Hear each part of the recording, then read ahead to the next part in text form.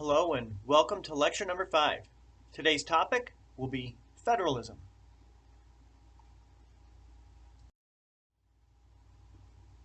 Now, federalism can be kind of a difficult concept to think about, but let's start with just something like speed limits. Some states have a speed limit that might only get up to 70 miles an hour, others 80, 85. Well, look at this speed limit sign from the 1990s. Different states can have different speed limits because of federalism. Here's a one-sentence definition of federalism.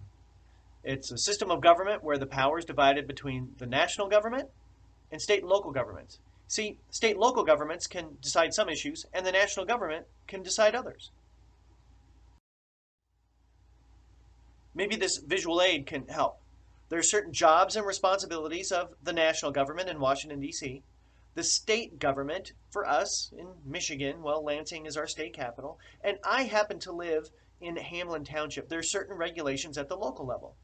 By the way, of these three, it's actually the state government that impacts our lives the most on a day-to-day basis. Now that we've defined federalism, I'd like to show some examples of how it works, and we'll begin with how federalism shapes state-to-state relations. State-to-state relations are governed by a provision in the Constitution called the Full Faith and Credit Clause. First, I want to start with the meaning. Essentially, states are required to respect the public acts and records of other states.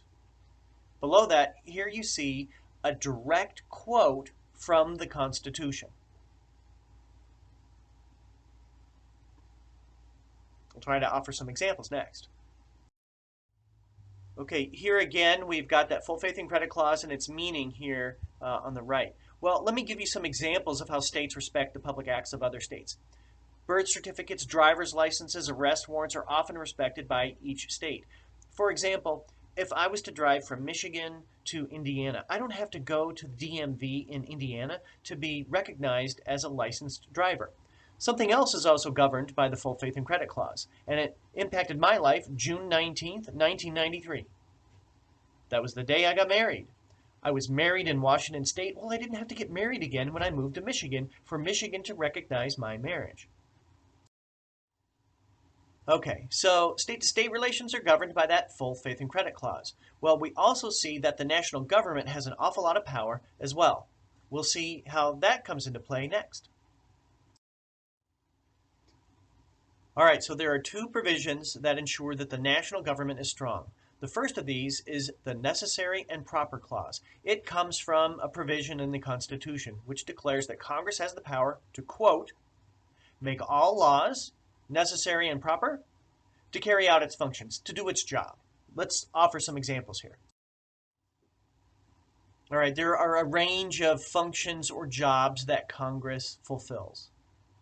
Very specifically, the Constitution says Congress has the job of borrowing money, regulating commerce, coining money, declaring war. It also says that Congress has the ability to raise and support armies. But it doesn't say anything at all in the Constitution about a draft. Could you force people to serve in the military? Well, under this Necessary and Proper Clause, in order to properly raise and support armies, Congress has implemented a draft in the past. It's allowed because of this Necessary and Proper Clause. So again, I just thought I would show this again. A strong national government is protected by this Necessary and Proper Clause, a clause taken right from the Constitution. But there's another provision as well. Another provision in the Constitution is the Supremacy Clause.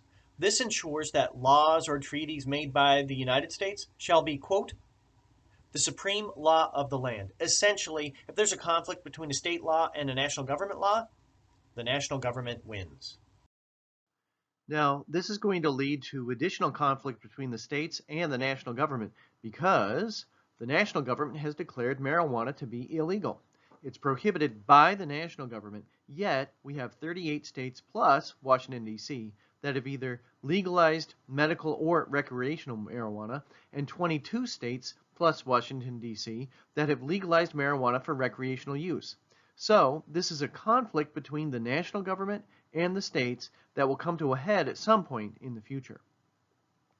One thing to note is that ever since the Obama administration, the executive branch has said it will not enforce federal bans on marijuana if a state has allowed for its legal use.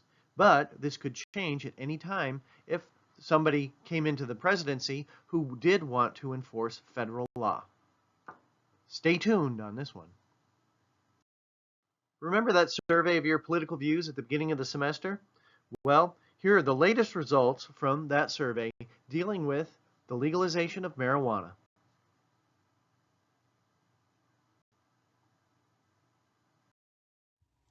So far, we've explored state-to-state relations and the national government's power. Now, I want to explore states' rights and federalism.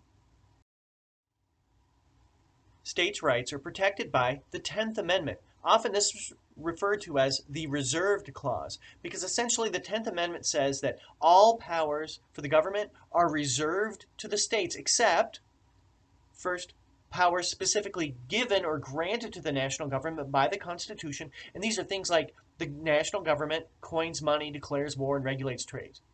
The other thing that's not reserved for the states are the powers specifically prohibited, or the Constitution says states can't do these things. For example, states cannot sign treaties, engage in war, or grant titles of nobility.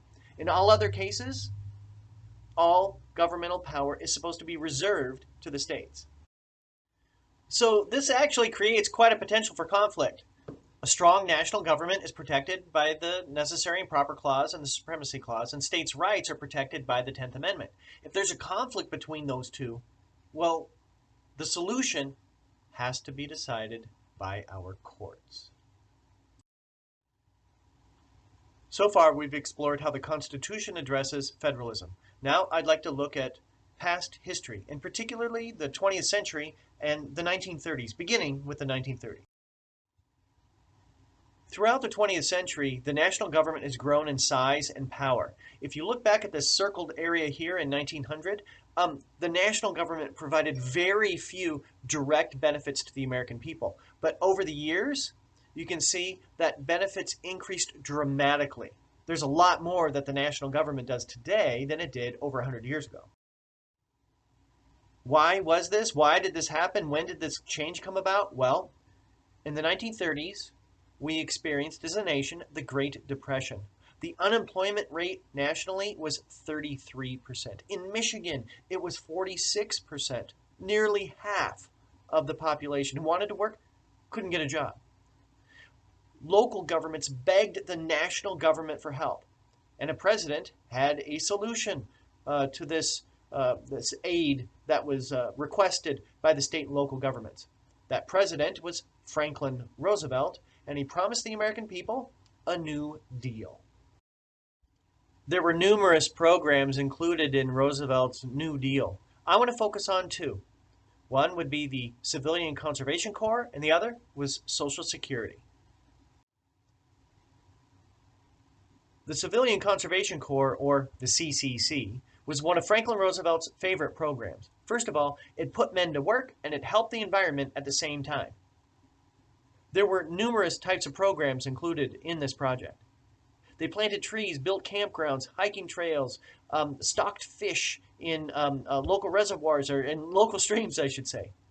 You didn't get rich if you had a job in the CCC. Your average pay was about $35 a month, but at least you had a roof over your head and 3 square meals. There's a great historical marker that outlines a lot of the accomplishments of the CCC off of M55 in between Manistee and Cadillac. There were 57 camps in the state of Michigan for the CCC, where they employed nearly 95,000 people, planted 485 million trees, stocked over 150 million fish. It was a great program for the state of Michigan. The legacy of the CCC is still seen today. Does this building look familiar to you? Well, it's located at Ludington State Park. Here we see another legacy of the CCC. This one's from Manistee. The Orchard Beach State Park and Ludington State Park continue to generate revenue for Manistee and Ludington today. And those were first put into place as New Deal programs that still benefit our area where we live. One of the best known programs of the New Deal was the Social Security Act. This had three main provisions. First, it established unemployment insurance for the very first time in American history. This was funded by a tax paid for by businesses or employers. Second, it had a so-called aid to dependence clause. There were people in our society who could not get ahead on their own. Maybe they were blind, disabled, maybe they were orphaned, and so the federal government agreed that it would take care of part of its citizenry. Lastly, there was an old age pension plan funded by a tax paid for by employers and employees. The New Deal was a crucial program, and it transformed the relationship between the American people and the United States government. Essentially, it established a safety net below which the American people would not be allowed to fall through the cracks anymore. The last topic I'd like to explore with federalism in the 20th century would be elections. I don't know if you're aware of this or not, but states really have a great deal of control over our elections. The national government does establish some standards, but really they're run by the states, and the states have the most influence over how the elections are run, really on a kind of a day-to-day basis. That's actually reflected by the so-called patchwork of different voting methods in each state. Some states have optical scan. That's like where you fill out a Scantron sheet. Some vote strictly by mail. Some are recorded by machines. Some areas, in some states, you've got some ballots that are hand counted and some that are counted by machines. Really, we have a ton of different methods for voting throughout the United States today. Back several years ago, there were even more types of voting methods. Punch cards were really popular, lever machines, things like that, but they were moving towards some optical scan. I just wanted to show this as well. Some of these different methods led to some problems in an election in 2000. As I say, there were some logistical problems with the 2000 presidential election. This was the election between George W. Bush, who had been the governor of Texas, and Al Gore, who had been the vice president. These dealt with so-called hanging Chad and the butterfly ballot. I'll try to explain how this worked. The arrow here is pointing to a ballot that was used in a county, in one of Florida's counties in the 2000 election. You would place that ballot into a machine, and then you would poke a hole next to the name of the person that you wanted to vote for. A Chad is a little piece of paper that gets poked out or punched out in that ballot, which is next to the name of the person that you voted for. Well, here you see an elections official who is trying to determine, well, maybe the hole didn't get poked out the whole way, and so he's trying to determine if someone actually did or did not vote for one of the candidates. Yeah, he was using a magnifying glass. There was something else in Florida as well. This was the butterfly ballot. There were so many people who qualified to get their names on the ballot that they had names on both sides of the ballot. So let's just pretend you were a Republican. And you see the ballot and you say, oh, okay, I'm a Republican. I want to vote for George W. Bush. So you poke the first hole. And then you say, okay, another person comes in, they're a Democrat. And they say, oh, well, I see Al Gore's name is the second. I want to vote for him. So they poked the second hole. Well, maybe they realized, oh, gosh, darn it, I was supposed to poke the third hole.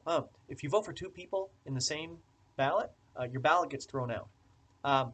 It also turns out that a lot of people accidentally voted for the Reform Party candidate, and his name was Pat Buchanan.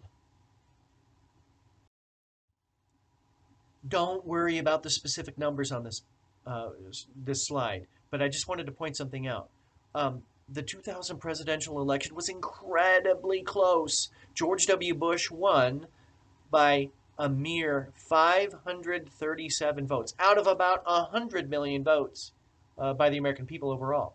going back as a result of the confusion caused by that butterfly ballot, officials realized over 5,000 people voted for Al Gore and Pat Buchanan, so their ballots were thrown out. 1,600 people voted for George W. Bush and Pat Buchanan. Nearly 3,000 voted for Al Gore and the socialist candidate. Again, if you vote for two people for the same position, your ballot gets thrown out. 3,400 people voted for Pat Buchanan. He did better in Palm Beach County than any other county in the state of Florida. Probably due to voter confusion. Again, I just wanted to show this ballot once again without any of the circles and the arrows and things like that, just because it created so much confusion. It really, it led to some problems. So was that butterfly ballot a Republican attempt to confuse voters and get George W. Bush into the White House? No. It was actually designed by this woman here. Her name was Teresa Laporte, and she was a Democrat. She received death threats from people. She tried to make it easier, and it didn't work. There were lots of jokes that went around about Florida voters, and so one of them is shown here. They wanted to have an education plan so that Florida voters would not make the same mistake again, and you see what some people thought was a funny joke. Anyway. So we're just about at the end. I just had some final things to think of when it comes to federalism.